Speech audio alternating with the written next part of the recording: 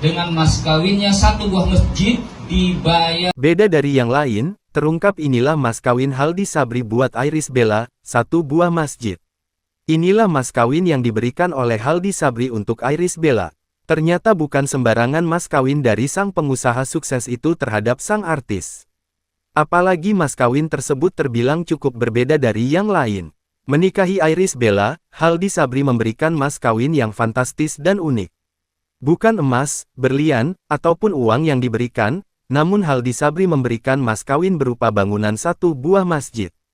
Saya, Wali Hakim, saya kawinkan seorang putri bernama Ris Jati Dek Debele bin Johan Debele pada kamu dengan mas kawin satu buah masjid dibayar tunai, ujar seorang wali hakim. Mahar yang diberikan Haldi Sabri berbeda dari mantan suami Iris Bella dulu, Amar Zoni. Saat menikah dengan Amar Zoni, Iris Bella diberi mas kawin berupa